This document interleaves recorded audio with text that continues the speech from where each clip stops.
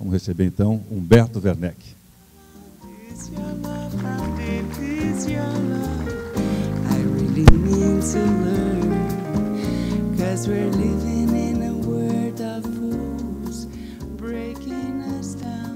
Nosso segundo convidado é escritor e compositor, tem mais de 20 publicados, livros publicados, incluindo romance, conto, ensaio, poesia e literatura de cordel.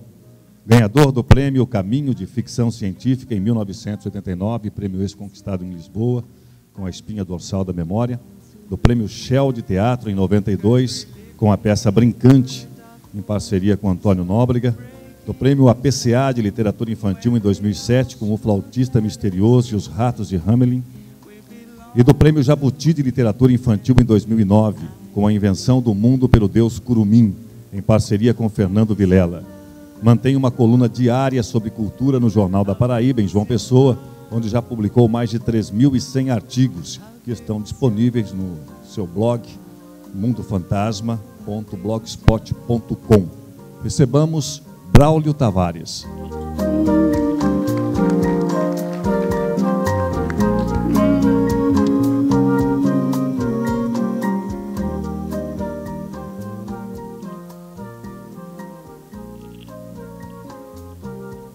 Bom, agradecer, antes de mais nada, a presença de todos, principalmente os alunos da Unifev, e dizer que nós temos hoje uma menção especial a fazer para o Arthur, que foi um dos grandes cronistas que o Votuporanga já experimentou. E o Arthur dizia o seguinte, que ele escrevia para espantar os seus fantasmas, mas ele descobriu que depois que os fantasmas eram comuns. E todos nós praticamente temos fantasmas comuns, mas acima de tudo os nossos também.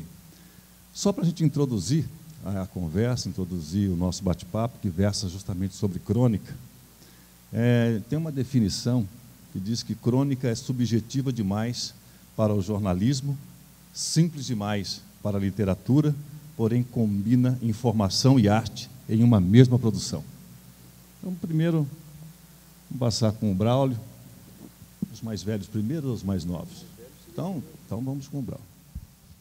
Boa noite. Boa noite. Eu quero agradecer esse convite para estar aqui pela primeira vez em Votuporanga e principalmente falar sobre um gênero literário que talvez seja meio injustiçado, eu acho. Eu já vi pessoas dizerem que você, para ser escritor de verdade, tem que escrever um romance. Dizem que Jorge Luiz Borges nunca ganhou o prêmio Nobel porque não tinha um romance. Ele só escrevia contos. O fato de que ele escreveu os melhores contos de sua época e alguns dos melhores ensaios literários de sua época não contava muito, porque é o tamanho que conta. É como se você dissesse que o sujeito só é arquiteto se ele construir um edifício. Se ele é arquiteto de residências, ele não é arquiteto. Coisas assim. A crônica sofre um pouco desse preconceito, de não ser exatamente o que se espera dela quando ela é comparada com outros gêneros. Eu acho que é, acima de tudo, um espaço híbrido entre literatura e jornalismo. A crônica surge dentro do jornal.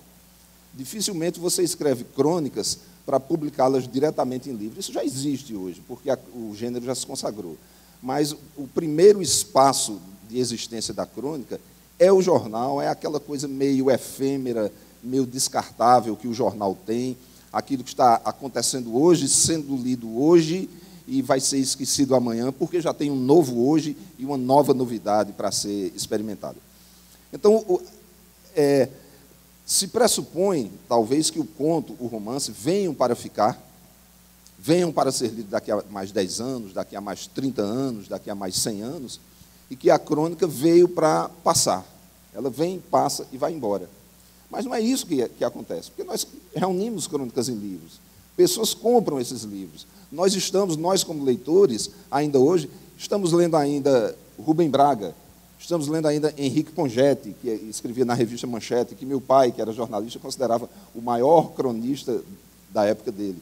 Eu já adolescente, a gente tinha discussões assim, que eu gostava de Fernando Sabino, porque era mais engraçado, e meu pai dizia, não, o Pongetti é o maior cronista que existe. Eu achava o Pongetti muito sério, muito grave, num certo sentido.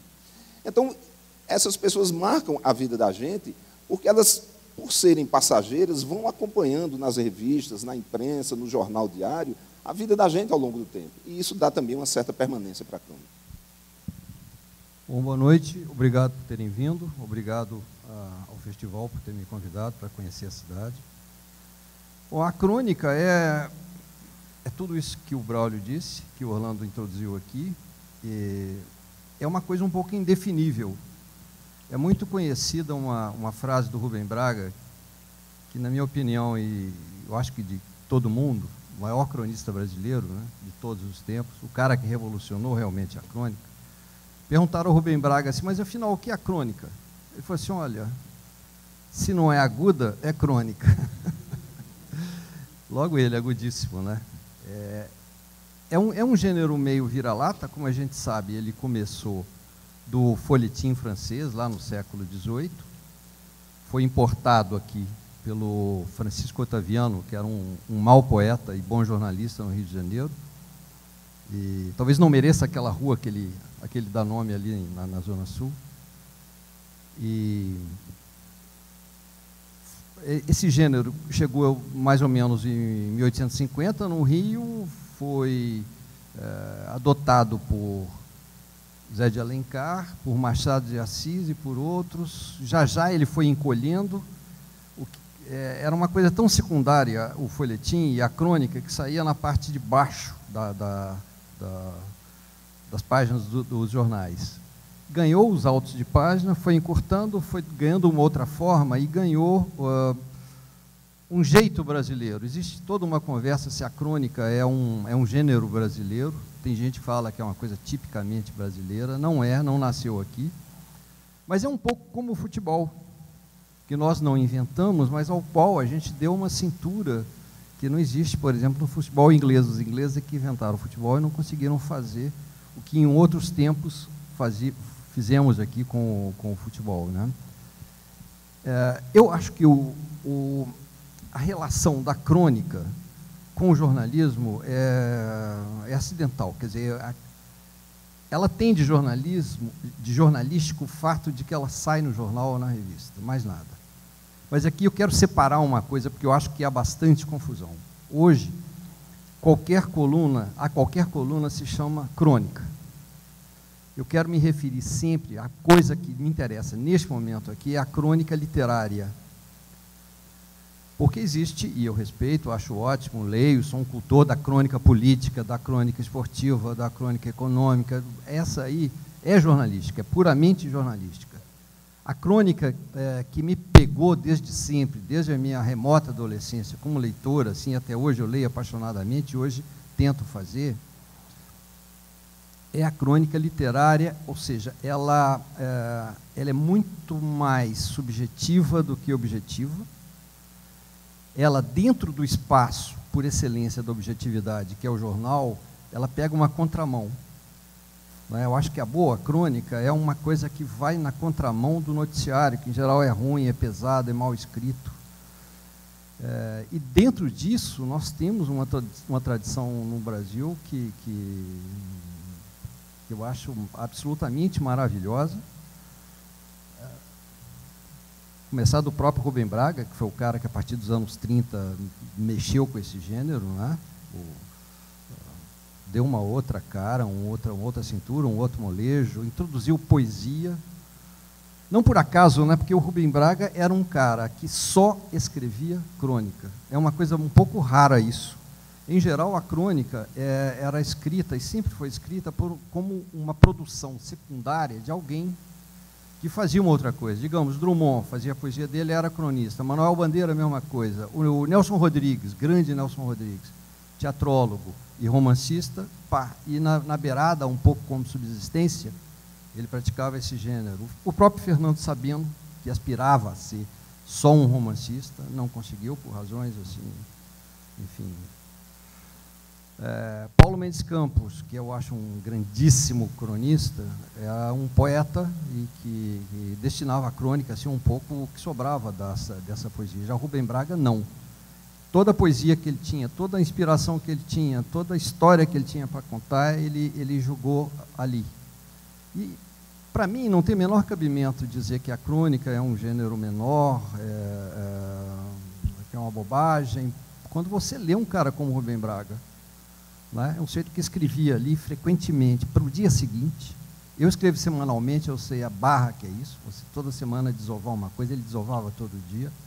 E algumas dessas coisas têm uma durabilidade. Você lê uma crônica de Rubem Braga, às vezes de 1930 e poucos, 1940, 1950, aquilo não tem uma ruga naquele texto. É uma coisa absolutamente nova.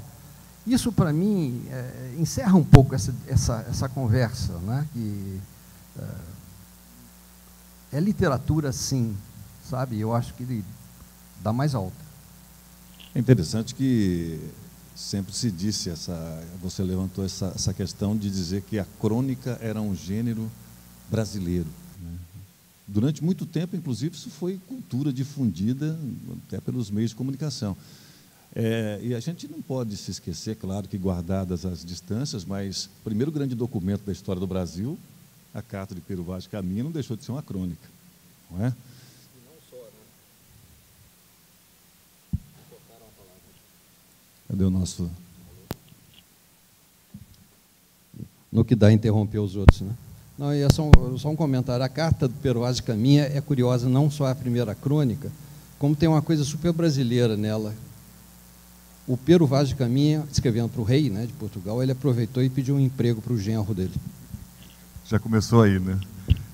O escritor Fernando Sabino, ele chega a concluir que crônica é tudo o que o autor chama de crônica. O crítico Antônio Cândido, por sua vez, afirma que a crônica está sempre ajudando a estabelecer ou restabelecer a dimensão das coisas e das pessoas.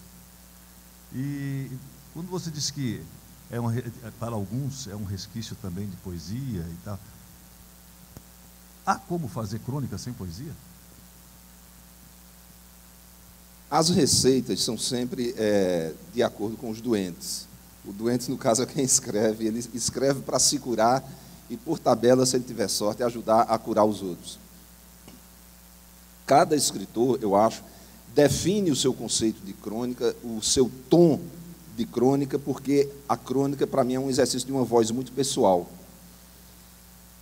Existem indivíduos mais analíticos, indivíduos mais polêmicos, indivíduos mais introspectivos, indivíduos mais românticos, e cada um desses vai escrever uma crônica de acordo com o seu perfil. Porque eu vejo a crônica literária, como o Humberto muito bem distinguiu, do mero artigo que se publica numa coluna de jornal. A crônica literária é muitas vezes um mergulho para dentro de si mesmo. É um pequeno fato do cotidiano, uma janela aberta que deixou ver uma cena, um telefonema que o escritor acabou de receber, uma carta, uma notícia que viu no jornal, uma cena que viu na esquina quando estava voltando para casa, e isso fica dentro da cabeça dele, e na hora que ele senta para escrever, ele faz uma pequena reflexão íntima a respeito de um fato que veio de fora e que de alguma forma o tocou. Então, cada um tem as suas próprias receitas, porque cada um vê as coisas de uma maneira diferente. Existe a crônica explosiva, indignada, muitas vezes violenta, diante de uma injustiça social. Visceral, aquilo que é arrancado de dentro mesmo, o sujeito senta assim, diz, acabo de chegar da rua onde vi uma cena que nunca pensei ver no meu país. E aí conta, fala, argumenta, explode, desabafa. Existe a crônica que a pessoa diz assim, bom, abri minha janela, hoje é um domingo de manhã, havia um bem-te-vi cantando no galho da amendoeira, ou coisa parecida.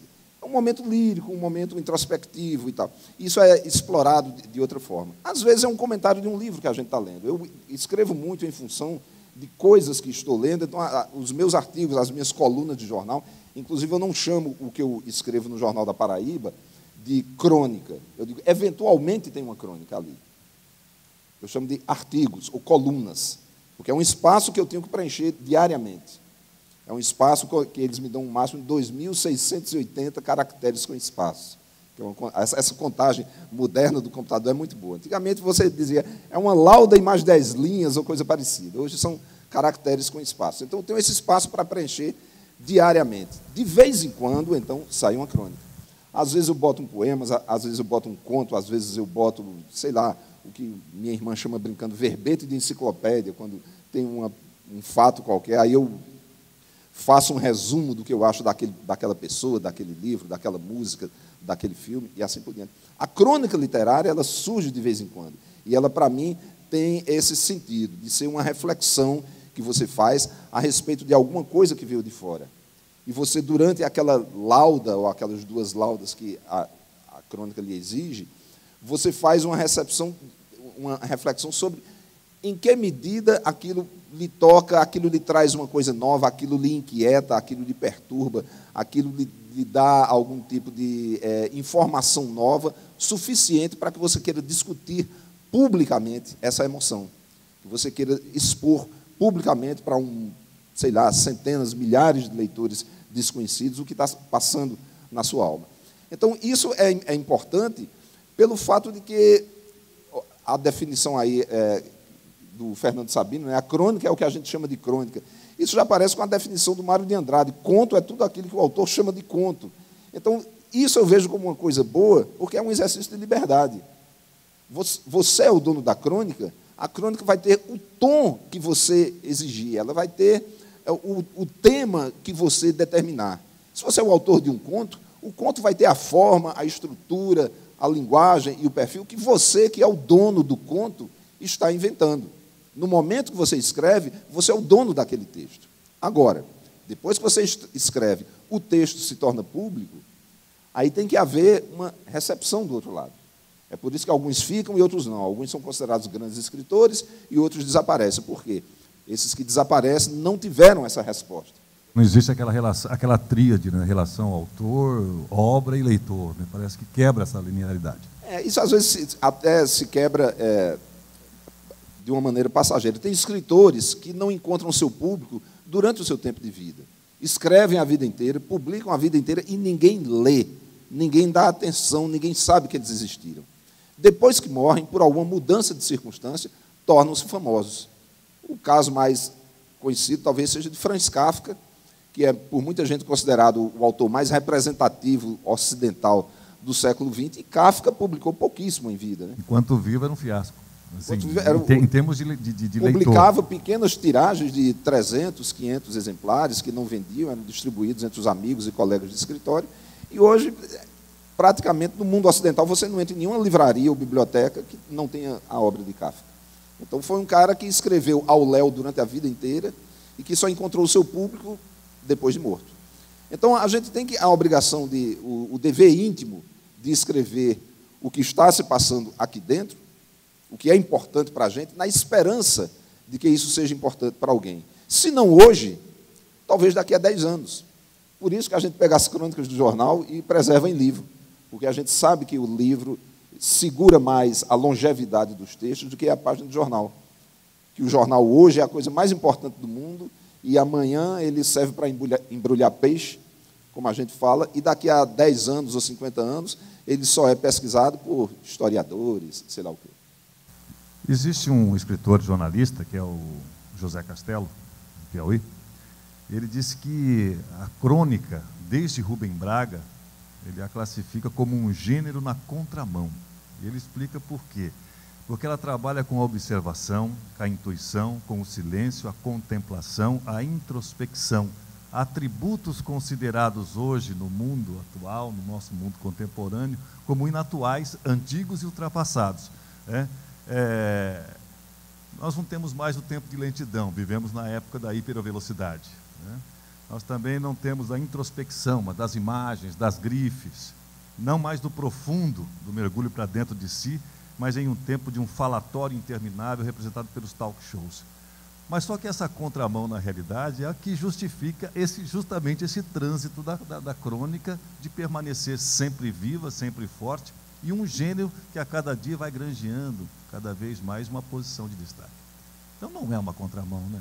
Não, eu acho que é uma contramão, sim. Se você pensar o contexto em que ela é publicada, ela é, e benza a Deus, ela é uma contramão e bendita contramão. Né?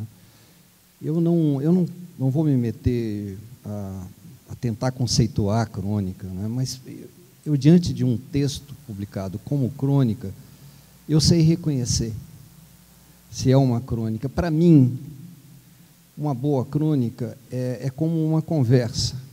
E a impressão que eu tenho é aquele cara, sem nenhuma apoteose mental, eu tenho a impressão, às vezes, que o cara está escrevendo para mim. É uma conversa a dois ali, sem grandiloquência, sem nada. Eu vou fazer uma comparação. Se eu leio um artigo do Hélio Gaspari ou da Miriam Leitão, ou sei lá de quem, sobre uma questão política, econômica, histórica, é um pouco como se eu tivesse sentado aqui e a pessoa num púlpito falando ali de cima, não é? Ou se fosse na Inglaterra, seria a pessoa lá no Speaker's Corner do Hyde Park, ele fica em cima de um caixotinho, ele lá em cima e eu lá embaixo, ele falando para mim. É muito bom, tá? É muito instrutivo, mas não tem aquela coisa da cumplicidade, que para mim é uma coisa, um elemento da boa crônica, que dá, às vezes, a impressão de que o cronista está sentado com você no meio-fio, não sei se aqui vocês dizem meio-fio ou guia, em São Paulo é guia, né? Em Minas Gerais é... Enfim, a pessoa está sentada do seu lado e te dizendo uma coisa ali. Crônica, para mim, é muito menos um assunto ou uma forma, pode ser um conto, pode ser um poema, pode ser... Enfim, é muito uma pegada, sabe? A pegada, a maneira como o cara pega o assunto, seja ele qual for. Se você entregar o mesmo assunto para 10 cronistas, cada qual vai pegar de uma maneira diferente. E alguns, para mim, são mais felizes na medida em que eles conseguem estabelecer comigo essa conversa, e que não é uma conversa grandiloquente, não é uma coisa... É um pouco o que Antônio Cândido, o professor Antônio Cândido, que é autor do melhor, na minha opinião, o melhor texto que já se escreveu sobre crônica, que se chama A Vida ao Resto do Chão, é exatamente isso. É uma coisa que, às vezes, trata de fatos miúdos, de coisas aparentemente banais, mas consegue extrair dali uma grandeza. Não é? Quem era um craque total nisso, ninguém mais do que ele, o Rubem Braga. O Manuel Bandeira dizia o seguinte: o Rubem, quando ele tem assunto, ele é muito bom. Quando ele não tem assunto, ele é ótimo. O bom cronista, às vezes, para mim é isso, é um cara que você lê, aí a sua namorada pergunta: o que você está lendo aí que você está rindo? Aí você vai contar, você não consegue. Aquilo não é uma história, embora às vezes seja também, né? É algo que tem que ser contado exatamente daquela maneira, com todas aquelas palavras, daquele jeito, com aquele olho daquele autor e as palavras dele. Isso, para mim, é arte. Né? A maneira como a pessoa conta uma coisa, para mim, frequentemente, é muito mais importante do que a coisa que a pessoa está contando. E se não fosse assim, desculpem agora, eu vou exagerar um pouco aqui, Grande Sertão Veredas, se não tivesse sido escrito exatamente daquela forma, com todas as palavras, com aquela arrumação verbal que o Guimarães Rosa quis, não seria o monumento que é, seria uma história de um vaqueiro, um travesti, vamos dizer, né? A crônica, para mim, é isso. Me conta essa crônica, eu não consigo. Né? Os grandes, aí eu estou falando de Paulo Mendes Campos, que está sendo reeditado agora, eu recomendo muitíssimo a vocês, que se não leram ainda, leiam. Eu acho que é talvez o cronista mais completo, no sentido de que tem crônica dele que é um conto, tem crônica dele que é um pequeno ensaio sobre um assunto, mas contado de uma maneira, vamos dizer, cronical. Ele é um grande humorista, ele é um cara capaz de fazer coisas em pedacinhos, uma crônica composta de pequenas partes, como se fosse um almanaque, quase, e é um poeta, né? Então, você tem crônicas dele que são poemas e prosas. Tem esse livro, O Amor Acaba, que foi lançado agora, uma arrumação póstuma de coisas dele. O Rubem Braga, sem dúvida. Você lê uma crônica como Viúva na Praia, que é uma crônica clássica do Rubem Braga, eu até botei numa antologia lá da Companhia das Letras. Você não consegue contar para ninguém aquilo, você tem que ler. O Fernando Sabino, né? Ele, que era mais um mestre do humor, da história rápida, da história gozada e tal, também você não consegue reproduzir. Antônio Maria, que é um cronista muito pouco conhecido, um pernambucano, que não deixou livro, a produção dele está sendo organizada aos poucos, de uma maneira um pouco atabalhoada, eu acho. Enfim, esses grandões, né, são, para mim, eles têm o que eles fazem, para mim, é arte. Aí para com essa discussão se é literatura ou se não é. É interessante que, para o Otto Lara Rezende, aproveitando até o nosso homenageado do Flívio esse ano, que é o Vinícius de Moraes, ele dizia que depois do Vinícius musical, foi o Vinícius cronista quem mais chegou depressa ao coração do grande público. Isso é verdade? Quer dizer, existia essa parte cronista aflorada em Vinícius de Moraes também? Eu já li bastante as críticas de cinema de Vinícius, que era um cinéfilo, um cara que apreciava muito o cinema. Isso se reflete até na poesia dele. Ele tem um soneto para o Eisenstein, que eu acho que é o único soneto da literatura brasileira que tem uma chave de ouro em russo. O verso final é em russo, uma saudação dele ao grande diretor soviético. E ele escrevia muito bem sobre cinema, porque a formação do Vinícius, evidentemente, era uma formação mais humanista do que técnica, então ele não estava muito preocupado com a câmera, nem com essas coisas, mas ele via o filme como um fenômeno que chega na pessoa, que acontece na vida da pessoa. Você entrar numa sala escura, assistir, sei lá, O Encoraçado Potemkin, e sair dali com a vida transformada. Não li muito as crônicas de Vinícius, mas agora é curioso você referir isso, porque Vinícius está ligado eu já escrevi uma vez sobre isso, um episódio da minha vida. Eu nasci em Campina Grande, que é uma cidade do interior da Paraíba. É a cidade mais importante do interior da Paraíba, tem hoje 400 mil habitantes, tem 2 universidades, tem um movimento cultural muito forte, e sempre foi assim, de literatura, de música popular, de teatro, cinema, hoje, etc. E meu pai era jornalista, e quando eu tinha cerca de 10, 11 anos de idade, lá em casa se lia muito, lá em casa era uma casa com muitos livros, e desde pequeno, eu com 11, 12 anos de idade, eu lia Machado de Assis, eu lia Zé de Alencar, e não lia porque o colégio obrigava, eu lia porque lá em casa todo mundo lia essas coisas. E meu pai fez uma viagem ao Rio de Janeiro a trabalho uma vez, e quando ele voltou, ele trouxe um pacote com 4 livros, que era aquela editora do autor carioca, que tinha acabado de ser criado, isso era começo dos anos 60, eu acho. 1960, exatamente. E ele trouxe 4 livros, que hoje, para mim, é como se fosse um livro só. A Antologia Poética de Vinícius de Moraes, O Cego de Ipanema, de Paulo Mendes Campos, A Mulher do Vizinho, de Fernando Sabino, e Ai de Ti, Copacabana, de Rubem Braga. E eu, com 11, 12 anos, eu li esses 4 livros ao longo de um ano inteiro, e isso, para mim, veio como um sopro de modernidade, de linguagem leve, de linguagem moderna, que eu, um menino, conseguia entender, que isso era muito diferente de Machado de Assis e de Zé de Alencar, que eu também gostava. Mas eu achava bonito o jeito de escrever de Machado de Assis, aquelas frases bem torneadas, que aos poucos eu ia assimilando e vendo, porque regiões da mente aquela frase transitava antes de chegar num ponto. Mas o português direto de Rubem Braga, Vinícius, Fernando Sabino, Paulo Mendes Campos, era um português coloquial, era uma coisa parecida com o que eu escutava na rádio, uma coisa parecida com o que eu escutava nas ruas, e isso, para mim, acabou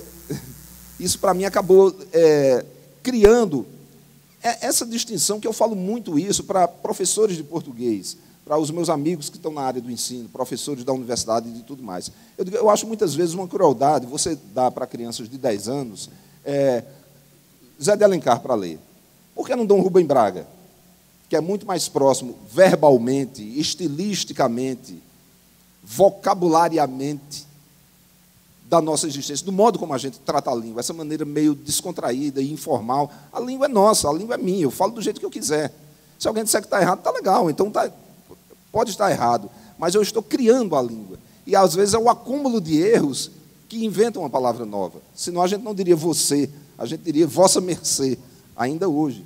O você É um erro que se consagrou. Por quê? Porque todo mundo começou a errar do mesmo jeito. Então, nós estamos criando a língua e precisamos de experiências diferentes da língua. Não é você recolocar Machado na estante e ficar lendo somente Paulo Mendes Campos ou Fernando Sabino. É ler os dois.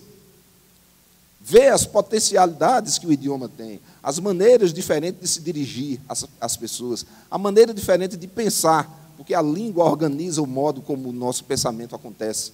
É através das palavras e das frases que a gente pensa. E se você só tem uma maneira de organizar palavras e frases, você só tem uma maneira de pensar, pelo menos de pensar quando está escrevendo. E a gente deve elastecer esses nossos limites linguísticos, os limites das ideias, da forma de tratamento. Isso que o Humberto falou agora, que a crônica é como se fosse uma conversa ao pé do ouvido, isso é importantíssimo na literatura, porque muita gente, jovens, que não se dedicam, não se entregam à literatura, é porque sentem exatamente isso, que aquele literato, aquele escritor ali, é um cara que está falando em cima de uma plataforma a 50 metros de distância e não tem nada a ver com a vida dele. O leitor precisa dessa conversa próxima, como se eu estou pegando aqui no seu ombro e dizendo uma coisa para você. Que é isso, uma coisa que eu já vi se referirem a muitos políticos. Existe político que grita no microfone porque está diante de 500 mil pessoas. E existe político que, diante das mesmas 500 mil pessoas num comício, fala baixinho, fala como se estivesse junto do seu ouvido. Eu tenho essa tendência de falar quase gritando, porque isso é uma coisa pessoal, mas todo mundo diz assim, fale baixinho, fale como se estivesse junto daquela pessoa. Porque mesmo que haja 1 milhão na Praça da Candelária, num comício gigantesco, você falando baixinho assim, a pessoa pensa que você está falando só com ela. Mas eu não consigo, eu não tenho esse grau de autodomínio. Mas eu aconselho para os outros, porque é um bom conselho. E quando escrever, escreva baixinho, que a pessoa vai tomar aquilo como um recado pessoal. Uma das grandes dificuldades dos professores, principalmente de língua portuguesa, é a questão da redação. E quando o professor entra na sala de aula e diz, eu sou o professor de redação, existe uma certa... uma frieza na recepção. E aí você pergunta, mas por quê, né? Ah, mas é porque eu não sei escrever. Não, mas você não sabe falar, você não sabe dialogar, você não sabe resolver os seus problemas com a sua mãe, com os seus amigos, montar a sua estrutura. Então, você sabe, você ainda não conseguiu organizar, né? A partir do instante, então, o professor de redação teria que ter essa preocupação em organizar o pensamento, né? Porque o vocabulário praticamente se tem. É claro que existe ainda um processo de formação, né? Mas como é que a gente tem que fazer para tirar esse ranço do jovem que diz que não sabe escrever, mas sabe? Olha, eu quero relatar uma experiência pessoal, né? Você estava falando dessa coisa do Machado de Assis ou cronista, como se fossem coisas excludentes, né? Quando eu entrei no colégio, na Idade Média, anos 50, né, você tinha os livros de português, eles tinham os grandes escritores, eles tinham Machado, eles tinham alguns não tão grandes, que o tempo carcomeu totalmente, como Coelho Neto. Você tinha bons poetas como Cruz de Souza, você tinha alguns portugueses, Camilo Castelo Branco, que eu não sei se alguém ainda lê hoje.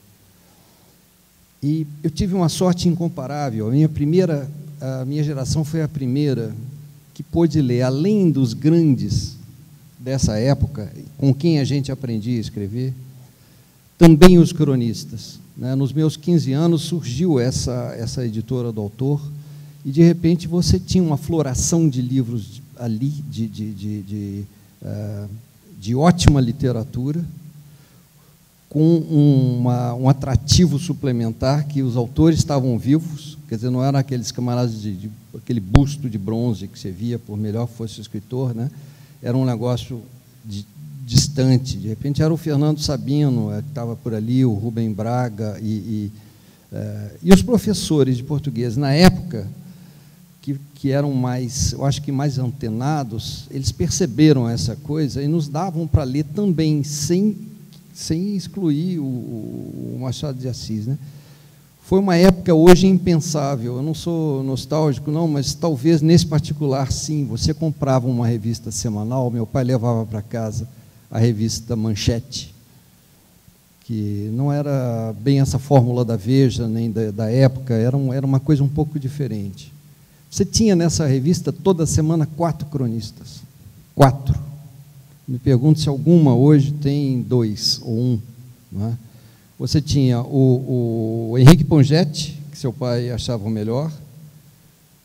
Você tinha Paulo Mendes Campos, Fernando Sabino e Rubem Braga, na mesma revista. Você comprava a revista O Cruzeiro, que era a revista concorrente, você tinha Raquel de Queiroz, você tinha, frequentemente, Gilberto Freire, também, que é um bom cronista. Né? Não, mas eu fugi da sua pergunta, né? Mas é um pouco por aí, assim, eu sinto que a minha geração, eu acho que teve essa chance de aprender a escrever, não sei se a gente conseguiu, mas, enfim, na leitura dessas duas coisas diferentes. Havia também coisas hoje impensáveis. Tinha um programa da Rádio Ministério da Educação, tinha todo dia um cronista lendo, alguém lendo crônica de um grande cronista. Você tinha também Drummond, Sabino, Cecília Meirelles, de Inácio Silveira de Queiroz, não tão grande, enfim.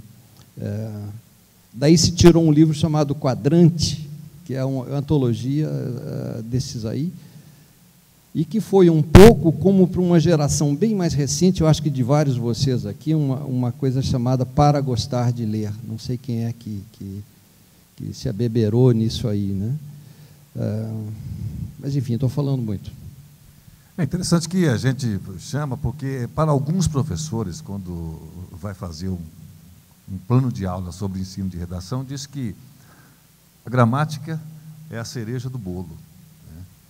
Para o aluno não se preocupar tanto com a gramática no ato de escrever. Primeiro, dê vazão à sua imaginação, dê vazão à sua criatividade, dê vazão àquilo que ele está sentindo, coloque no papel aquilo que está sentindo, converse com o seu provável leitor e só depois, quando ele terminar, preocupe-se em corrigir os erros de português. O que você acha disso? Olha, eu creio que é interessante a partir do instante em que isso não se torne um vício, né? Mas eu acredito que é importante que você incentive o seu aluno, né, a que ele tenha também a condição de expor o seu sentimento, né, de se aproximar do seu sentimento. Desenvoltura para você escrever. Quer dizer, e dizer para ele que o importante é o estilo dele. Que ele Quer dizer, a gramática não pode ser uma polícia, é isso, né? Eu não diria uma polícia, mas uma prisão. Ele não pode ficar preso à gramática pura, simplista, né? Gramática, é claro, importantíssimo. Você precisa saber o terreno que você está pisando, você precisa saber, porque você trabalha com a letra, você trabalha com as palavras, você trabalha com o texto, você precisa conhecer a gramática, né? Mas é interessante que, às vezes, você pode passar o seu texto para alguém corrigir a gramática, né? Mas o teu texto é seu. Eu já fui professor também, e eu sempre procurei privilegiar a ideia, o talento, a imaginação, essa desenvoltura, porque o erro de gramática, se você pega uma redação de um aluno e ele escreveu jeito com G, exceção com 2 S e assim por diante, isso pode ser corrigido em 10 minutos. Você chama ali e diz, olha, a palavra escreve assim, porque vem de uma raiz assim, e tal, não sei o que lá, decora aí, escreve dessa maneira, não faz mais. Em 10 minutos você corrige isso. Agora, se você pega uma redação que não tem imaginação, não tem criatividade, não demonstra um espírito pensador por trás da caneta, entende? Você não corrige isso em 10 minutos. É um trem de palavras correndo numa linha de livro. Então, é muito mais importante você ver numa turma grande aquela meia dúzia de pessoas, porque também não é todo mundo que escreve bem. Tem gente que faz bem outras coisas. Nem todo mundo tem a obrigação de escrever bem ou de escrever como os escritores profissionais escrevem. Então, muitas vezes, o menino é ruim de redação, mas é bom de matemática, vai ser um engenheiro ou alguma outra coisa, e assim por diante. Então, eu sempre considero que a ortografia é algo que vai sendo corrigido ao longo do tempo. E que o cara que é ruim de ortografia pode, daí a 5 ou 10 anos, ser um cara muito bom de ortografia. E tem um outro aspecto também que a gente deve levar em conta, é que tudo que se publica profissionalmente no Brasil, no mundo inteiro, passa por um revisor. Quem mais sabe português, ortografia e gramática no Brasil não são os escritores, nem os jornalistas, são os revisores das editoras, das revistas e dos jornais. Porque tudo que é escrito passa por eles. E porque passa por eles, sai certo na revista, sai certo no jornal. A revista e jornal praticamente não tem mais essa figura do revisor. Não Hoje é o corretor ortográfico do computador. Hoje o cara é responsável pelo texto dele. Olha, eu concordo com o que vocês falaram, mas eu acho que ninguém consegue se soltar literariamente se não desenvolver um repertório muito grande, um conhecimento muito grande das virtualidades da língua. Quais são as possibilidades que você tem para exprimir coisas que às vezes são muito sutis. E você só ganha isso com a leitura. Não é? Eu não penso muito nessa questão da correção gramatical, mas, evidentemente, quem lê muito, quem trata de ampliar o seu universo vocabular para poder alcançar mais coisas com as palavras, é muito difícil você encontrar correspondências verbais para coisas que são, às vezes, muito etéreas. Né? E eu acho que com a leitura você consegue isso, com muito trabalho com dicionário. Eu sou um homem do dicionário, se eu não aprendi até hoje, não é por falta de dicionário etimológico, dicionário analógico, de várias línguas, você catar qual é a melhor coisa, qual é a palavra que mais corresponde àquela coisa que eu estou querendo dizer, você explorar a sonoridade das palavras, não é? O que entre esses sinônimos aqui está mais próximo do que eu quis dizer. Se você for por essa picada, eu acho que até por fazer esse caminho, você vai aprender a gramática, talvez não as regras de gramática. Eu sei pouquíssimas regras de gramática, não sou modelo de nada, mas, enfim, eu sou um escritor profissional que eu não sei fazer uma análise sintática de coisa nenhuma a essa altura, mas foi um conhecimento empírico. Não estou me recomendando uma experiência como a minha, não, mas é possível que você venha escrever com uma razoável correção. Mas agora, desde que você tenha lido, que você leia muito, não é? que você explore. Eu sou um pouco tarado com essa coisa, sabe, dos sentidos que uma palavra pode ter, o que está mais próximo. Eu me lembrei aqui do Hélio Pellegrino, do poeta Hélio Pellegrino, que era um sujeito meio maluco, genial, Hélio Pellegrino. Você conheceu o Hélio? O Hélio, uma vez, numa mesa de botequim, alguém falou que a cerveja estava morna. Ele falou, não, a cerveja está morna, porque ele acha que que esse O fechado corresponde mais à temperatura. Isso é uma doideira, mas isso é coisa de artista, isso é coisa de escritor. Tá, não é uma cerveja morna, ela está um pouquinho mais quente do que uma morna, eu acho. É mais morna do que a morna.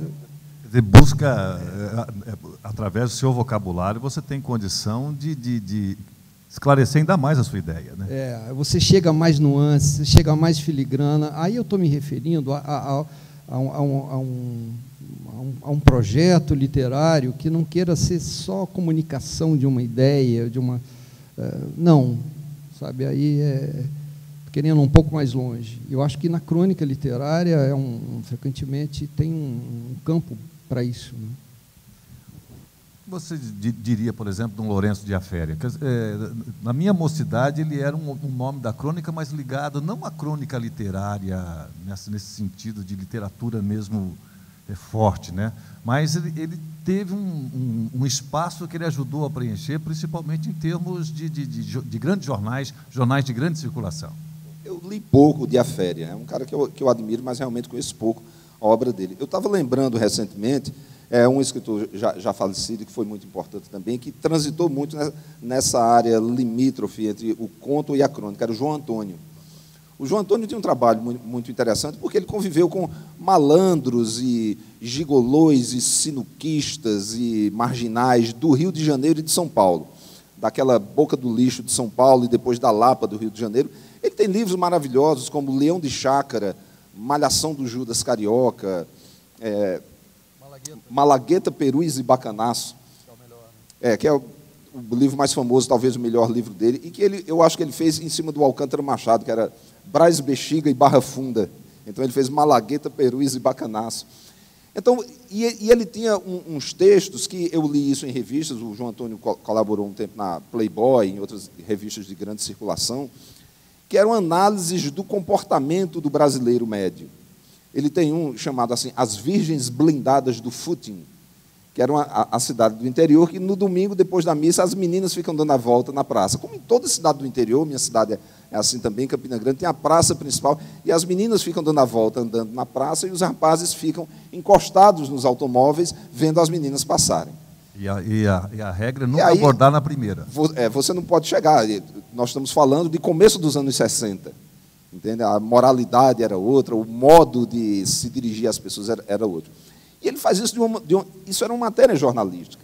Agora, virou um conto com assim, dezenas de personagens, porque ele dizia, então, de repente, o rapaz louro que está fumando cigarro vê passar pela terceira vez aquela menina de olhos verdes que está com um chale, não sei o quê. Desta vez, ela finge que vai ajeitar uma coisa no sapato e para durar mais alguns segundos no campo de visão dele e depois desaparece. Então, ele vai transformando isso num conto com inúmeros pequenos personagens. E eu li essas coisas e eu dizia, mas espera aí, isso aqui é um conto?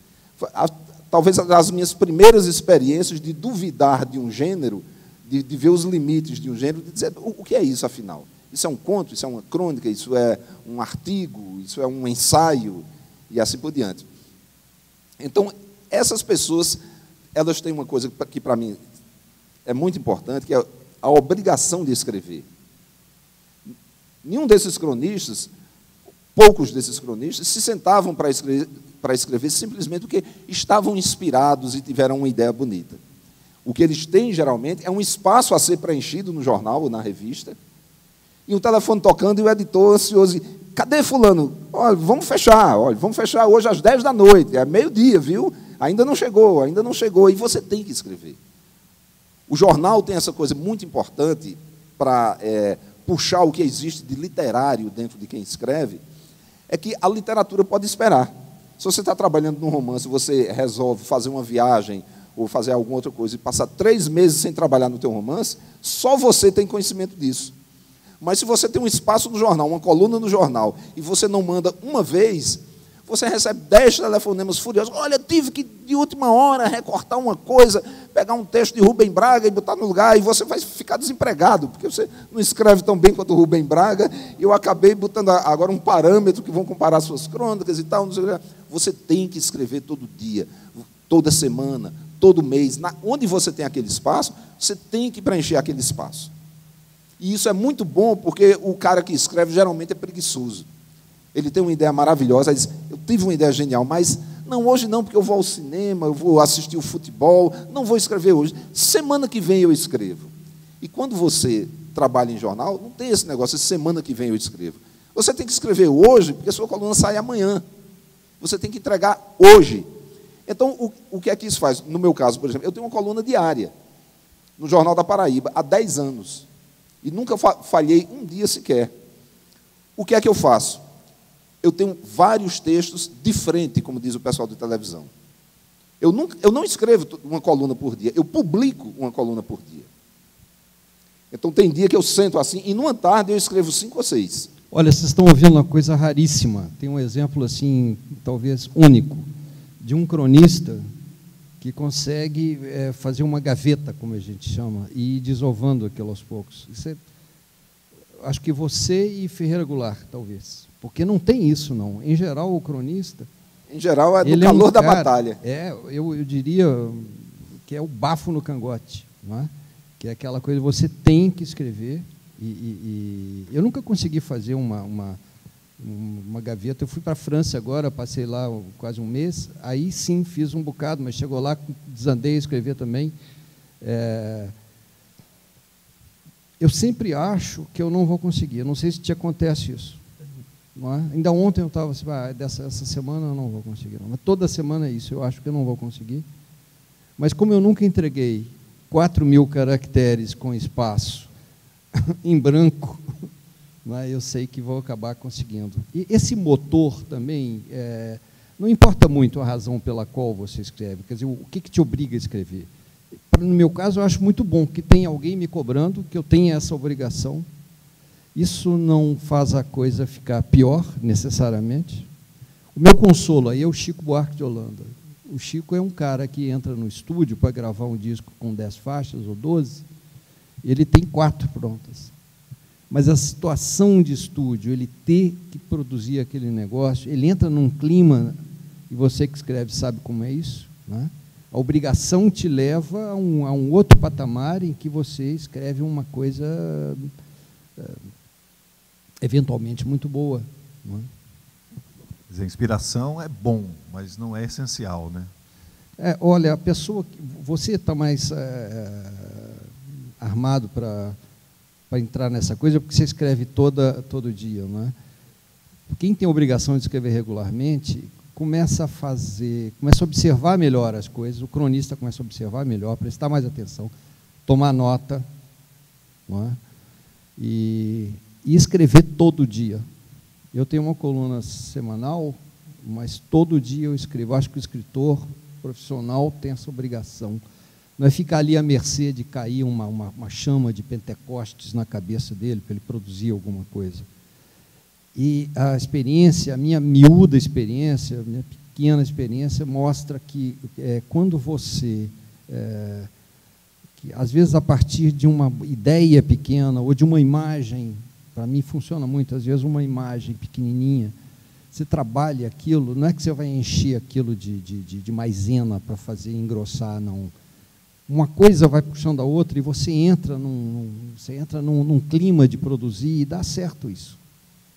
Eu tenho um sistema, com licença, é que eu digo para as pessoas, eu faço muitos cursos, oficinas e outras coisas assim, com jovens que querem escrever, e as pessoas dizem assim, como é que eu faço para escrever e tal. Os conselhos que servem para mim, ou para você, não servem necessariamente para todo mundo, porque cada pessoa, eu penso sempre na individualidade de quem escreve. Cada pessoa é um indivíduo único, diferente, e cada um tem que descobrir a sua maneira. Agora, algumas coisas são realmente universais. Por exemplo, eu enfatizo essa obrigação de escrever todo dia, porque isso faz com que você, de fato, escreva. Todo escritor é preguiçoso. Todo escritor acha que o momento de agora não é o momento ideal para ele fazer aquilo. Ele diz, eu vou esperar para fazer essa ideia. Eu tenho inúmeras ideias de romances, de contos, de peças de teatro, né, que eu nunca botei no papel, porque estou esperando o momento adequado para escrever aquele romance de 500 páginas sobre o sertão da Paraíba. Não vou escrever nunca. Por quê? Porque ninguém me obriga a escrever. Se eu não for o meu próprio patrão e eu não obrigar a mim mesmo a escrever, eu não escrevo. Existe uma disciplina assim, que eu acho que mais do que a inspiração, eu não gosto dessa palavra inspiração.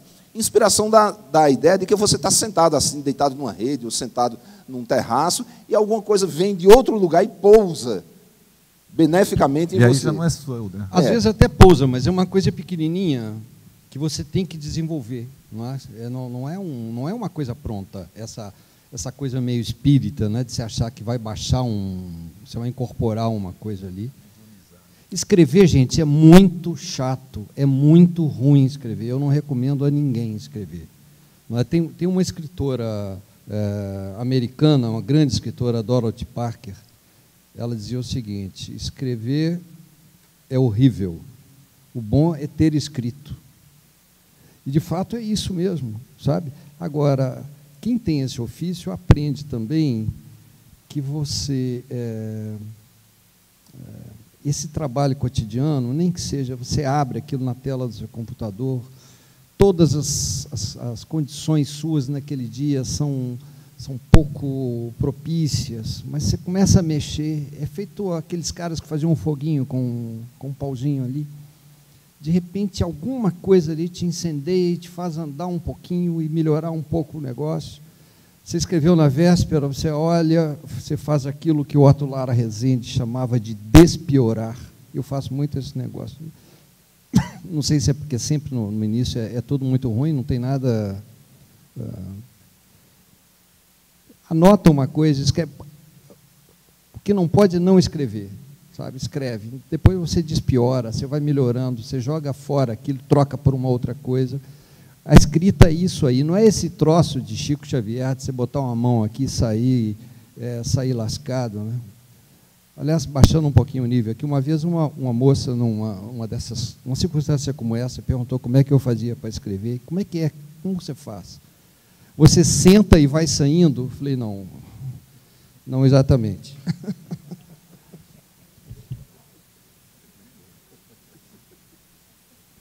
Vamos trazer o pessoal para a conversa, né? Vamos abrir a participação de vocês. A gente gostaria realmente que deixassem a timidez de lado, né? Aproveitassem essa rica oportunidade que nós temos, hein? Sibeli está ali, vai levar o microfone até vocês. Só levantar a mãozinha assim. Professores, os alunos. Se não tiverem perguntas, talvez tenham respostas. Aí nós fazemos as perguntas. Se ninguém perguntar, a gente escolhe uma pessoa da plateia e faz uma pergunta a ela e ela tem que responder.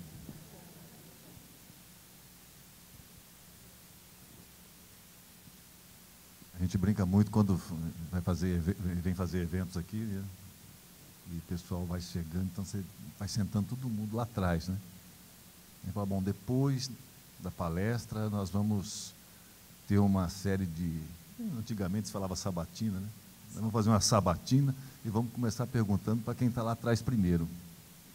Aí a gente percebe que há uma certa movimentação do pessoal para frente. Você sabe que uma vez, num auditório parecido com esse, houve um certo branco, assim, aí levantou uma moça e falou assim, você se casou quantas vezes? Eu tinha um anel que tinha várias coisinhas, assim, vários aros, assim, e ela de lá achou que eu era uma espécie de barba azul, sei lá o quê. Olhou de longe e já viu. A pergunta dela era a respeito do anel. Boa noite, Braulio e Humberto. Eu achei muito boa que o Braulio falou, de que a crônica é aquilo que o autor considera crônica e o conto aquilo que o autor considera o conto. Só que na escola a gente tem uma tradição didática de separar os estilos e gêneros. A professora fala o que é narração, fala o que é dissertação, fala crônica, artigo. Aí, agora na vida adulta, eu vim e comecei a participar de concursos de textos. E agora eu estou participando do Mapa Cultural, estou participando de poema, crônica e conto. E eu escrevi uma crônica que eu vi que tem as crônicas narrativas. Só que aí eu fui escrever uma crônica que eu falo de uma mulher, descrevo mais ou menos a vida dela e eu fico agora pensando antes de mandar para o concurso. Mas qual o limiar entre o conto e a crônica? Sendo com essa liberdade, que eu posso definir se é um conto ou uma crônica, mas para um concurso e também para diferenciar para as pessoas mais leigas na escola, como que a gente faz essa diferenciação? Olha, meu representante para responder isso é o Braulio. Obrigado. O que eu digo é o seguinte, em primeiro lugar, essas classificações são classificações artificiais, porque os textos escritos, mesmo os textos escritos pensando em ser de um gênero, acabam indo em outra direção, porque a experiência mais frequente de quem escreve é começar pensando que vai escrever uma coisa e, no final, ter escrito outra. Então, essa separação existe. Eu digo o seguinte, quanto mais estiver próximo de contar uma história que aconteceu, está se aproximando da região do conto. E quanto mais for comentários ou reflexões sobre algo acontecido, está se aproximando da crônica. Todo conto, de um modo geral, conta uma história e tem, assim, digressões, comentários, reflexões sobre aquela história que aconteceu. A maioria dos contos tem isso. E as crônicas, muitas vezes, também dizem... O cara começa uma crônica assim, ora, vejam só como está o mundo hoje em dia. Desci ainda há pouco para comprar o pão, e quando estava lá na fila, uma senhora estava do meu lado, reclamando com a filha, e você começa a contar... Aí você diz, é um conto. Não é. É uma narrativazinha de um episódio do cotidiano que vai servir para, nos 2 terços finais do texto, você comentar sobre o Brasil, sobre a sua cidade, sobre o preço do pão, sobre alguma coisa. Então, a crônica tem, muitas vezes, esse lado narrativo que é bem-vindo. Agora, é aquela história, a narração dentro da crônica é uma convidada bem-vinda, mas se ela não vier, tem a festa do mesmo jeito. Se não tiver uma narração, se não tiver uma história para contar, se não tiver um episódiozinho para contar, o cara diz o que está se passando na cabeça dele. Diz assim: ando pensando ultimamente como o pão tem aumentado nas últimas décadas no Brasil. Um pãozinho antigamente custava não sei o quê. O preço da farinha era isso. Isso reflete uma coisa, olha, se o pão, que é a coisa mais elementar da vida, está custando desse jeito, o hot dog, o cachorro quente, o não sei, aí você começa a desenvolver alguma coisa desde que você tenha algo a dizer. Que eu sempre aconselho isso para as pessoas. Antes de sentar para escrever sobre um assunto, você diga assim, olhe-se no espelho, penteie o cabelo e diga honestamente, eu tenho alguma coisa a dizer sobre esse assunto? Porque se não tiver, é melhor não escrever, porque não vai sair nada que preste. Eu, como obrigado a escrever, o tempo inteiro eu estou lendo, eu estou conversando, eu estou vendo coisas, e estou fazendo anotações mentais, porque eu vejo um pequeno detalhe assim, aí eu digo, eu tenho algo a dizer sobre isso. Será que em 3 parágrafos grandes, eu consigo dizer algo interessante sobre isso? Aí eu anoto. Às vezes as pessoas dizem assim, o que é que você achou, sei lá, dos atentados de Boston, da eleição do presidente, não sei das quantas, coisas importantíssimas que estão acontecendo. Eu digo, não tenho nada para dizer. Tudo que eu penso sobre isso já foi dito por alguém. Então, se eu não tenho uma novidade, um ângulo diferente, um ponto de vista meio original sobre aquilo, melhor não escrever. Agora, a obrigação de escrever faz com que muitas vezes você escreva textos, e aí é outra coisa importante também, você não tem que escrever uma obra-prima por dia. Você tem que escrever todo dia ou toda semana. Não precisa ser uma obra-prima. Mas se você se dedicar ao que está fazendo, e principalmente se você pensar o tempo todo, que é uma coisa muito cansativa, se você for uma pessoa que pensa o tempo todo, você vai acabar escrevendo bons contos e boas crônicas. Um escritor inglês que eu acho muito interessante, chamado Colin Wilson, ele escreve romances policiais, de ficção científica, e ensaios sobre ocultismo. É um cara que tem uma cultura muito variada, e ele diz o seguinte, ele diz, a nossa consciência não é como um filme fotográfico que está aqui esperando receber as impressões que vêm de fora. Ele diz, a consciência humana se parece mais com o jato de uma mangueira. É alguma coisa que está dentro de você e que você vai projetar no mundo à sua volta. Então, se tem um fato interessante, você projeta a sua consciência naquilo de uma maneira ativa, dizer, eu quero pensar nisso, eu quero entender isso, eu quero entrar dentro daquele fato. E depois que você entra mentalmente naquele fato, alguma coisa acontece na sua cabeça e você produz algumas ideias. Se a gente ficar eternamente numa posição passiva, receptiva, de esperar que as ideias cheguem, as ideias não chegam, porque elas não vêm. As ideias são uma secreção mental que você produz. A ideia é um resultado da sua atividade mental. Se você ficar de braços cruzados esperando a ideia cair em cima de você, não cai. Aí alguém vai dizer assim, mas Isaac Newton estava embaixo de uma macieira, caiu uma maçã na cabeça dele e ele inventou a lei da gravitação universal. Ele pensava nisso há 50 anos sem parar. E no dia que a maçã caiu, simplesmente veio uma ideia a mais, além das 1001 ideias que ele já tinha sobre o problema, e a maçã ajudou. Se ele não pensasse 24 horas por dia nesse problema, ele não tinha tido a ideia. Então, o primeiro conselho para quem vai escrever conto ou crônica é pense 24 horas por dia.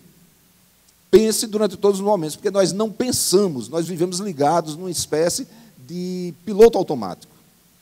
A gente anda, toma um ônibus, toma um táxi, desce, entra no trabalho, cumprimenta os amigos, fica fazendo burocraticamente aquele trabalho que a gente faz muitas vezes, e a cabeça está no jogo de futebol que teve ontem à noite, e assim por diante. Mas isso não é pensar, isso é mover-se pelo mundo. Pensar é pensar criativamente, ativamente, ter ideias sobre o que a gente vê em redor. Exige um esforço, exige uma disciplina, mas quanto maior a disciplina e a experiência, menor o esforço. Você acaba descobrindo que você pensa criativamente muitas horas por dia sem fazer o menor esforço. Uma coisa que eu acho bacana na literatura, assim, que transforma para mim a literatura numa aventura maravilhosa, é que ela pode ser ela frequentemente é uma forma de conhecimento. Fernando Sabino dizia um negócio, ele falava assim, que um escritor, ao contrário de um jornalista, por exemplo, ele escreve, o escritor escreve não porque ele saiba, mas para ficar sabendo. Ou seja, no processo de escrever, nesse mergulho que você faz no trabalho literário, você acaba produzindo coisas que você não sabia sobre você, sobre o mundo, não é? Essa experiência que se repete tanto do escritor, que imagina um romance, ele arquiteta aquele negócio todo direitinho, mas no meio do caminho um personagem vai para um lado, ele acaba dizendo criando uma outra coisa.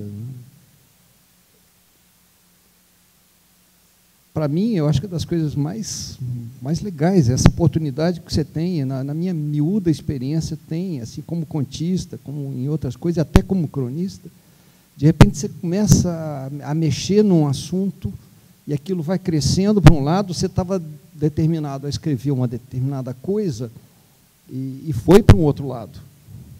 Isso é muito bacana. Porque não é a coisa do jornalista, aí é o contrário, é o que separa radicalmente o jornalista do cronista, na minha opinião, né? O jornalista que eu sou vai lá, apura, sabe, no momento que eu sei a coisa, eu sento e escrevo. Não é uma experiência de conhecimento, não. A experiência de conhecimento foi a reportagem. Voltei e escrevi. Mas na literatura não, tem essa coisa um pouco... É um pouco Pedro Álvares Cabral, né? Exagerando um pouco, você sai de Lisboa para comprar noz moscada e descobre o Brasil. Tem um exemplo muito bonito disso na literatura brasileira, que é um livro sobre um indivíduo que não era para ser um escritor e que se torna um escritor, de certa forma, para refletir sobre sua vida e que se descobre nesse processo. É o São Bernardo de Graciliano Ramos. O Paulo Honório de São Bernardo é um sujeito que é um comerciante, um sujeito que só pensa em dinheiro, um explorador, que recorre até aos meios mais desonestos, condenáveis para enriquecer, pensa somente em enriquecer. Tem uma esposa, vive com essa esposa, e essa esposa morre, e ele gostava sinceramente dela, e não percebe porque a esposa morreu. Então, o livro São Bernardo é ele contando a história da vida dele, e quando ele chega no final, nos últimos capítulos, é um momento de revelação muito grande, ele diz, hoje eu sei que eu sou um indivíduo de sentimentos tortos, sentimentos feios, mas eu só estou percebendo isso agora, quando estou contando minha vida e descrevendo esses sentimentos que eu tinha, e esses pensamentos, essas minhas ações, que eu pensava que eram normais, e agora que eu estou vendo isso tudo à distância e contando, eu descubro que sou um homem todo deformado por dentro. Isso é uma coisa muito bonita, porque tem um pouco, talvez, do Graciliano, que foi um sujeito que teve uma vida muito sofrida, e que talvez a literatura o tenha ajudado a acomodar muitas coisas que estavam desarrumadas dentro dele mesmo. E ele reproduz isso com o seu personagem. A escrita nunca é o processo de transpor para o papel uma coisa que já existia fora. Não. Existe alguma coisa fora, muitas vezes, mas aquilo que está surgindo no papel não tem nada a ver com aquilo que existe lá fora. O que está surgindo no papel é o resultado de uma batalha íntima que você tem com você mesmo, com suas ideias, com a sua capacidade de expressão, para resolver aquele problema que está lá fora, que é um comentário sobre uma eleição política, um fato social, uma coisa do cotidiano, o fato está lá fora. A crônica, o conto, o texto que você vai colocar no papel é um resultado de uma elaboração íntima sua, é como se você fosse um alambique fervendo aquelas coisas todas, e as palavras vão gotejando aos poucos e compõem aquele texto. Boa noite. Vocês meio que desconstruíram a pergunta que eu ia fazer, mas eu vou tentar fazer assim mesmo. Lidando com o fato de que a obrigação é mais prática que a inspiração, e que a crônica, no sentido mais amplo, ela é a mais liberal das narrativas, como é que vocês lidam com o estilo em tão pouco tempo de trabalho? Às vezes, numa pressão muito grande. Como é que vocês brigam? Como é que vocês brigam internamente com o estilo? Tentar manter um estilo na escrita. Olha, essa questão do estilo, eu acho que preocupa, é uma preocupação, eu não vou dizer ociosa, não, mas as pessoas perdem um pouco de energia pensando no estilo. Todo mundo tem um estilo, não é? Tem gente que escreve mal com estilo, né? Eu conheço alguns. Quer dizer, bem ou mal, você vai ter um estilo, e seja lá o que você for escrever, isso vai Eu não sei, para quem está começando, eu acho que a coisa da leitura, se pegar um grande, se pegar o melhor mestre que você puder, e na idade assim muito nova, é quase como você imitar o cara mesmo. Eu digo isso assim, às vezes, para a moçada, imita deslavadamente, você não vai ficar igual a ele, mas você vai beber de uma boa fonte e aí você vai botar o seu olho nisso, né? Lembrei aqui do Drummond, né? Drummond tinha ele achava que a coisa mais importante era esse negócio do olhar, né? Quando ele tem um poema que diz o seguinte: se eu morrer, morre comigo um certo modo de ver. Eu acho que essa é a coisa mais preciosa. Não existe nenhum modo de ver igual ao seu, não existiu e nem existirá. É a coisa que mais te singulariza. E seja lá, se você cuidar de ter boas leituras e refinar esse seu olhar aí, você vai chegar. Você não vai se preocupar com o estilo, eu acho. Um exercício que eu faço ainda hoje é imitar o estilo alheio. Então, por essa obrigação mesmo de escrever, às vezes eu digo, gente, eu estou sem nada na gaveta, preciso produzir alguma coisa daqui para domingo à noite, para mandar para o jornal. Porque, na verdade, eu escrevo 6 colunas, não vou chamar de crônicas, porque nem tudo é crônica, mas eu escrevo 6 colunas por semana, porque o jornal não sai na segunda-feira. Então, na quarta-feira à noite, eu mando as colunas de sexta, sábado e domingo. E no domingo à noite, eu mando as de terça, quarta e quinta, toda semana. Se eu vou viajar, se eu tenho uma viagem grande para fazer, então, muitas vezes, eu já mandei, assim, 18 ou 21 textos por antecipação. Aí passo um mês viajando. Os textos estão sendo publicados todo dia, eu mando por antecipação para o jornal e aquilo fica saindo. Meus respeitos. Tiro o chapéu. É obrigação, eu sou um escravo. Então, o que é que eu faço? Quando eu vou fazer uma viagem, ótimo, vou passar 10 dias, não sei aonde. Mas eu tenho que produzir muitos textos. Aí eu sento assim, aí começo a fazer um exercício que eu fazia quando eu tinha 18, 20 e poucos anos. Eu dizia, vou fazer um texto no estilo de Fernando Sabino, um no de Drummond, um no de Machado de Assis, e eu imito mesmo, eu já exercitei muito, eu imito aquele português castiço de Machado de Assis, não a ponto de você pensar que é Machado de Assis, mas de você ler assim, dizer assim, isso aqui é um cara imitando Machado de Assis. Pelo menos isso a pessoa percebe. Isso são exercícios para mim. E eu acho que é um exercício também para o leitor, porque, supondo que seja um leitor habitual, um assinante do jornal onde eu escrevo, eu sempre escrevo para o assinante do meu jornal, que é o Jornal da Paraíba, que sai lá em João Pessoa e tem uma média de 10 mil leitores por dia. Então, eu tenho 10 mil pessoas em potencial. Olha que coisa maravilhosa. Então, dizem assim, mas essa obrigação, você não sofre por ser obrigado a escrever todo dia? Eu digo, isso é um prêmio que eu ganhei, depois dos cabelos brancos, de eu ter 10 mil pessoas esperando um texto meu toda manhã, na hora do café da manhã. Os assinantes do jornal. Entende? Então, isso é o que eu sonhava quando eu tinha 20 e poucos anos. E, para esses leitores habituais, o cara olha assim, se eu estiver imitando Guimarães Rosa, por exemplo, ele olha assim e diz, o Braulio ficou maluco, ele não escreve desse jeito, mas quando ele chegar assim na 10ª linha, ele vai dizer, não, isso aqui é uma brincadeira, é um pastiche que ele está fazendo, é uma paródia que ele está fazendo da linguagem de Guimarães Rosa. Aí eu digo, bingo, você acertou. Eu estou aqui imitando Guimarães Rosa sem dizer que estou imitando Guimarães Rosa. É para você perceber. Eu posso imitar João Antônio. Por quê? Porque quando eu estava me formando como escritor, era isso que eu fazia. Nas escolas de belas artes, você aprende a pintar copiando quadros dos outros. Então, você um dia tem que copiar Portinari, no outro dia você tem que copiar Vicente Amoedo, aquele pessoal mais antigo, e no outro dia você tem que copiar Manabu Mabi, um abstracionista qualquer. E, com isso, você vai desenvolvendo o quê? O seu estilo, a sua maneira pessoal de se expressar, que é o resíduo que fica em você depois de todas essas atividades. Porque aqui no futebol, muitas vezes, não sei se vocês já prestaram atenção, quem gosta de futebol, os treinos físicos dos jogadores, eles botam umas barreiras assim, para o cara correr assim em volta daquelas barreiras, fazendo um S, e depois tem que correr de costas, e depois um tem que segurar os braços do outro e curvar para frente. Aí alguém poderia pensar que não entende de futebol, diz, mas vem cá, no jogo de futebol eles fazem esses movimentos? Aí diz, não, mas eles ganham uma elasticidade tal que lhes permite fazer qualquer movimento necessário pelo improviso do jogo, para ocupar aquele espaço. Então, a literatura tem isso também. Você imitar Machado de Assis não quer dizer que você vai ser um imitador de Machado de Assis, ou de Guimarães Rosa, ou de quem quer que seja. É porque você está, de certa forma, elastecendo os seus próprios músculos mentais, vamos usar essa metáfora bárbara, você está elastecendo os seus músculos mentais e tornando sua mente mais apta a exprimir, seja com uma frase brincalhona, seja com uma frase solene, seja uma frase longa e bem torneada, seja uma frase curta, grossa e precisa, que você aprendeu imitando A, B e C, você vai ter esse recurso à sua mão quando você estiver escrevendo em seu próprio nome. E é isso que vai ser seu estilo. Você consegue pensar num leitor? De uma maneira muito abstrata.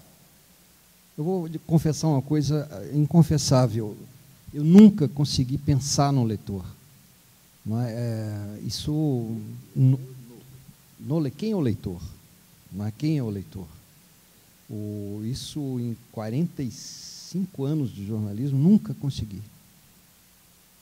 Essa coisa abstrata que é o leitor. Não é? Eu trabalhei em alguns lugares em que havia pesquisas muito refinadas para traçar o perfil desse cara. Eu me lembro que, numa das minhas encarnações na revista Veja, eu propus uma vez uma matéria sobre homens que andavam de moto. Não é motoqueiro, não, é homens...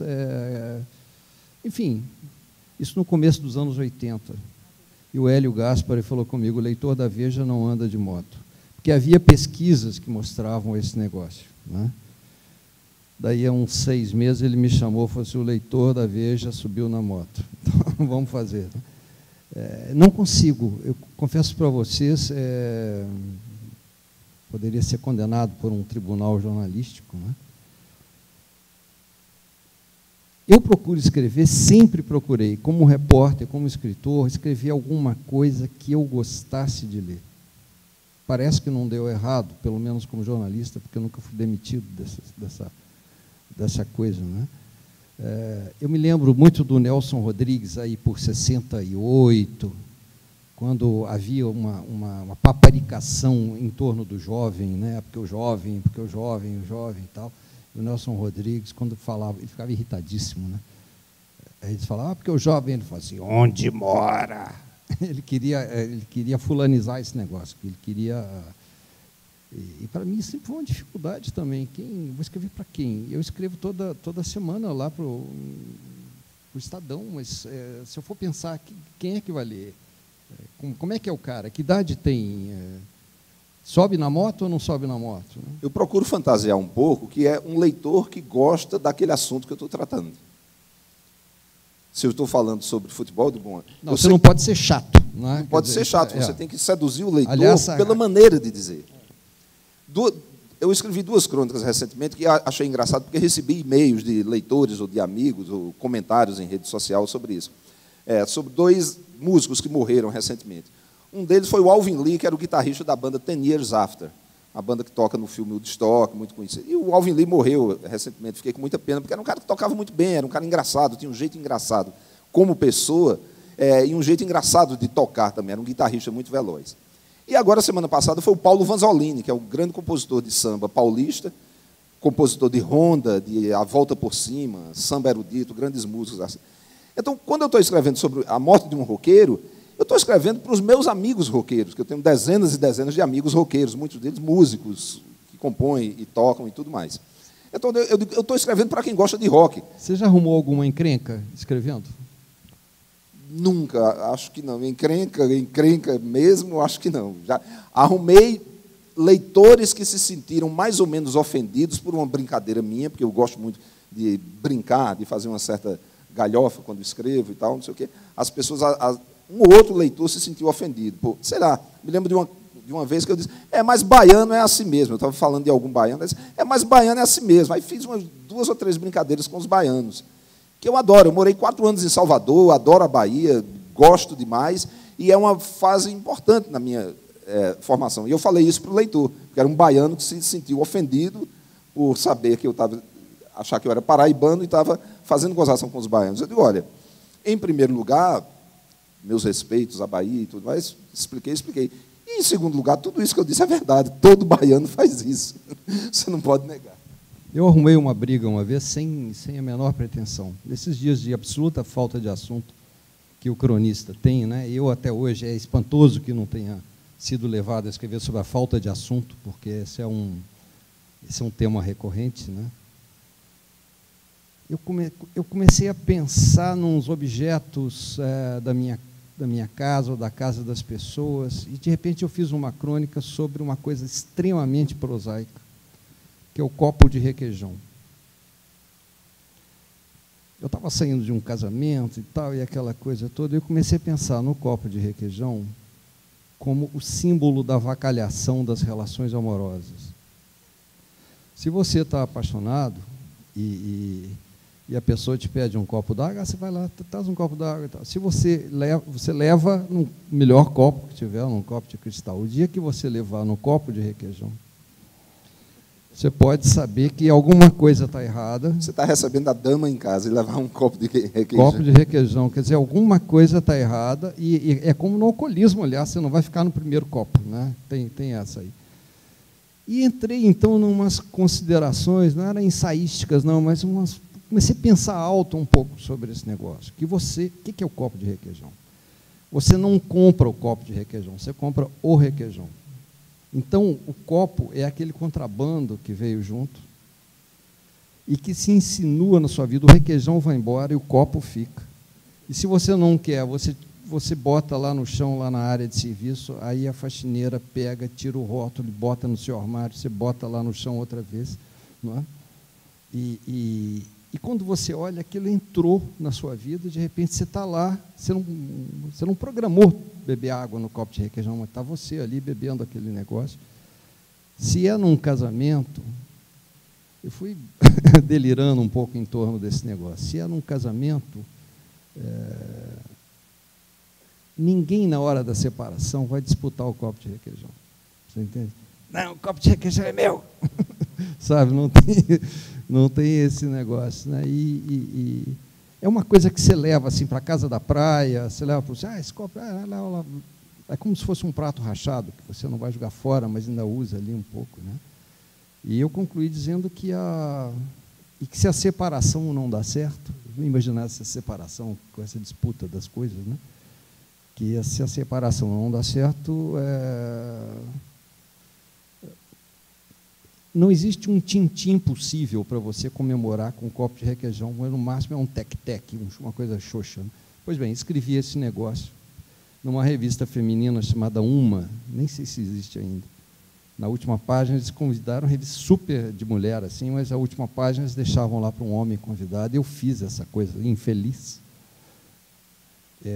Houve uma torrente de cartas de pessoas me esculhambando, que eu era um elitista, porque o copo de requeijão é uma coisa que ajuda o brasileiro a matar a sede, era por aí. Outras pessoas tomaram a outra posição, é isso mesmo, estava na hora de alguém dizer uma coisa. E tal. Assim, na época, os copos de requeijão, eles tinham até para fingir que não eram copos de requeijão, os fabricantes desenhavam, reproduziam uns quadros famosos, não é? Então, eu chamei de uma sofrível pinacoteca matinal, né? Você pegava aquele troço, umas reproduções medonhas, né? E eu falei, se é para fazer isso, lá por escrito, né? Pelo menos que se faça uma correspondência entre o conteúdo do copo, aquele requeijão mais gorduroso, você bota um quadro de Renoir com aquelas mulheres, ou Botero, né? Aquelas coisas, né? E o light você bota aquelas figuras do Modigliani, né? Do Giacometti, aquela coisa toda. Pois bem, saiu esse negócio, o vice-presidente da maior fábrica de copos, que era Nadir Figueiredo, o cara se deu ao ridículo de escrever uma carta, já que o copo não pode se defender e tal, e por aí foi. Ele virou um copo, né? E se pôs a copular, né? Aquela coisa. Mas, enfim, isso rendeu assim, não era uma alusão ao meu casamento, meu casamento acabou por outras coisas, não por copo de requeijão, mas houve um certo clima também, sabe? A coisa da falta de assunto tem um episódio muito curioso, que é um episódio de Eça de Queiroz, que ele tinha uma coluna diária ou semanal em algum jornal de Lisboa, e um dia ele escreveu sobre o Bey de Tunis. O Bey é uma espécie de um governador, prefeito nomeado lá em Tunis, na Tunísia. Então é como se dissesse assim, eu estou escrevendo sobre o prefeito de Marrocos, o governador da Síria, alguma coisa assim. O Bey de Tunis. Alguém diz assim, mas por que o Bey de Tunis? Ele disse, porque eu cheguei na redação, tinha meia hora para entregar a minha coluna, o tinteiro estava cheio, a pena estava apontada, o papel estava na minha frente e a ideia não chegava. E eu fiquei pensando e o tempo diminuindo, e quanto mais eu pensava, mais depressa o tempo corria, eu tinha que entregar o texto e não tinha nenhuma ideia. E, de repente, me ocorreu que em Tunis existe sempre um Bey. Então, desanqueio. Por quê? O Bey de Tunis acabou virando um sinônimo daquele bode expiatório que não tem nada a ver com o teu problema, mas ele está lá do outro lado do mundo. Então, se eu estou aqui, então não tenho nada que escrever. Aí eu sento e digo assim, minha gente, 2 pontos. Por que é que um país grande, próspero e tradicional como a China tem um governo tão fechado, um governo tão desumano, que não abre as suas fronteiras, escolhendo com o governo da China? Por quê? Porque o governo da China nunca vai tomar conhecimento que na Paraíba saiu um artigo dizendo que o governo era isso, era aquilo, aquilo outro. Entende? Então, essas coisas, nesse caso, o governo da China está sendo o meu Bey de Tunis. Eu estou falando, mas eu estou desancando, alguém que está do outro lado do mapa mundi e que nunca vai tomar conhecimento disso. Isso é uma das coisas que acontece com maior frequência em quem tem coluna fixa em jornal, quando o cara tem que preencher aquilo. Então, de vez em quando, a gente está lendo, mas fulano hoje pegou o governo do Estado, ou então pegou o time do São Paulo, ou não sei o quê, e está falando mal, porque eu digo, falta de assunto, é o Bey de Tunis dele hoje, é esse. Nós temos o caso só para fechar, né, o caso do próprio Arthur Carvalho, né, que chegou a escrever uma crônica uma vez a respeito dessas imagens que formam no olho quando você fecha o olho.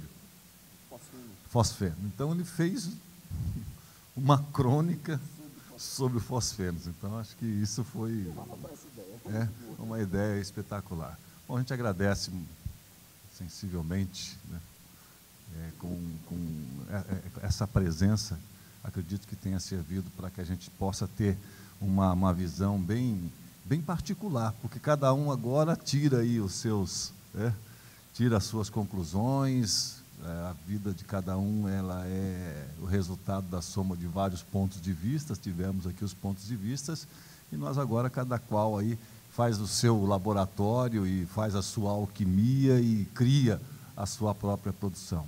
Muito obrigado. Eu quero agradecer mais uma vez o convite, a presença, a oportunidade de conhecer Humberto, que acompanho há muitos anos, e também deixar essa dica. Esse meu trabalho de crônica no Jornal da Paraíba, ele está reunido num blog chamado Mundo Fantasmo, fantasmo com O, no masculino, que é uma expressão do Guimarães Rosa no Grande Sertão Veredas, na hora da batalha do paredão, a batalha final com os Hermógenes. Quando o tiroteio começa, aí o Reobaldo diz assim, e vi o mundo fantasma. O mundo se tornou meio irreal. Então, Mundo Fantasma, se vocês botarem no Google, vocês acham lá, tem todos esses meus textos, estão por ordem cronológica, o texto de hoje está na frente de tudo, mas tem aquelas indicações, aquelas tags, como a gente chama, de muitos assuntos. Então, se você música, cinema, futebol, teatro, ficção científica, qualquer outro assunto que vocês gostarem, clica lá e alguma coisa talvez se salve. Muito obrigado. Olha aqui, pode então imitar à vontade. Eu me sinto autorizado também a fazer propaganda aqui do vidabreve.com, www.vidabreve.com, que é enfim, uma iniciativa de escritores e jornalistas lá do Paraná. E, então, eles têm um cronista todo dia, tem gente graúda, como o Carpinejar, escreve lá, né? O Luiz Henrique Pelanda, que é um paranaense, eu acho, da melhor qualidade, e eu escrevo lá às sextas-feiras. Não são textos inéditos, porque, enfim, eu não daria conta de escrever 2 crônicas por semana, ao contrário de você, né? Então, é uma republicação com vários meses de delay, assim, né? Do que eu publico aos domingos no Estadão. Então, eventualmente, é divertido, porque os caras tem uma ilustraçãozinha, esse vidabreve.com, eu recomendo a vocês, não em causa própria, mas também. Bom, a gente agradece aos nossos patrocinadores, né? O Governo do Estado de São Paulo, através do PROAC, ICMS, Açúcar Caravelas, da Usina Colombo, a Fundação Itaú Social, a TV Tem, a Unifev, ao Senac de Votuporanga, a Incorp Empreendimentos, Posto Gramadão, Metro Espaços Planejados e Clube de Autores. Obrigado a vocês, espero que tenham saboreado o banquete e que a gente continua com o Flívio amanhã. É o último dia, né? Amanhã é o último dia, mas a gente quer que vocês estejam aqui fechando, né? Não vamos usar esse lugar comum, né? Mas fechando este evento com a coisa mais importante que existe, que é a participação de todos. Boa noite.